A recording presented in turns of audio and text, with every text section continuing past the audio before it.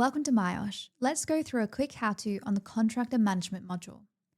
Please bear in mind that this tutorial will go through the default contractor management template that comes with myosh and will not reflect any configuration changes that your business may have made.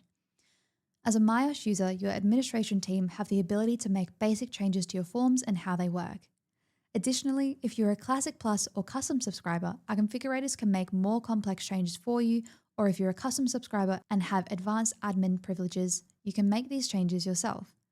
If you're wanting to know more about customizing your forms and templates, please contact our support team. The Contractor Management Module enables you to manage all of your contractor requirements, monitor their insurances, any documentation that they require, or compliance-related details.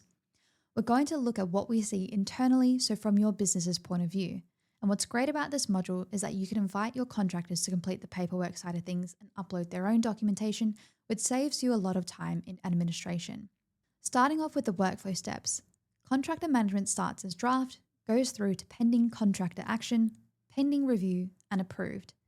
It can be automatically moved back to pending contractor action if any of their documentation expires. Contractors can also be suspended if you'd like to end all future contracts with this business.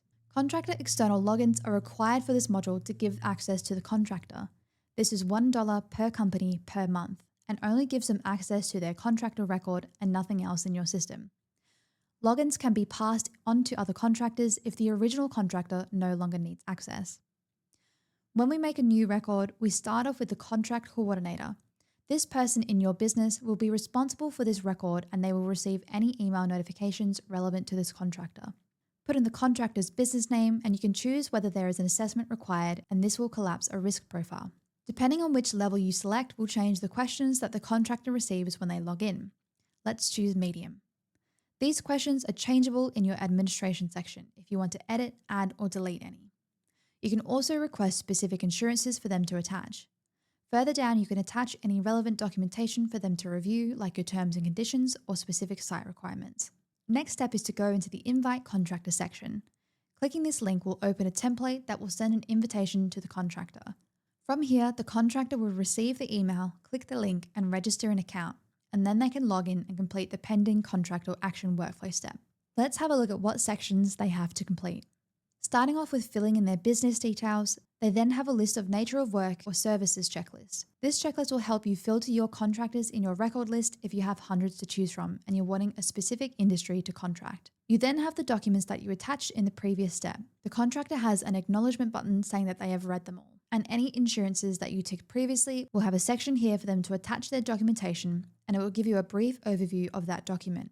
You can click the table to see more details and view the attachment. These expiry dates are some of the ones that will trigger them to be pushed out of the approved and back into pending contractor action if they go out of date. Following that, you have the low risk assessment, which every contractor will receive, where they can answer yes or no questions and provide proof for their answers.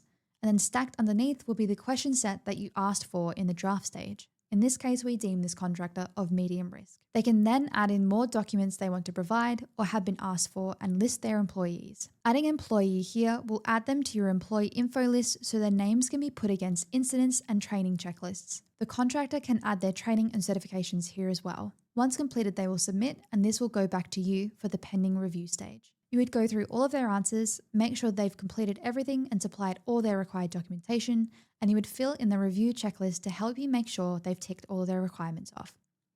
You can add in a next review date to continuously make sure their requirements are up to date before they expire. You would approve or reject this record. Approve would move this into the approve workflow step, and reject would push it back into pending contractor action, where you can have comments for them to update something or provide more information. Once in the approve step, you have the ability to perform performance evaluations. Again, you can edit, add, or delete any of these questions if they aren't relevant to you.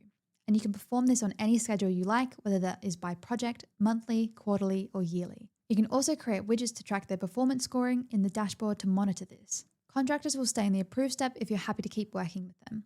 Otherwise, you can push them to suspended if you're no longer willing to contract them. As stated before, if any of their documentation goes past their expiry date, the system will automatically push them back into pending contractor action, so you know not to hire them until this has been updated and reviewed again. If you have any further questions or want configuration changes, please don't hesitate to contact our support team at support@myosh.com.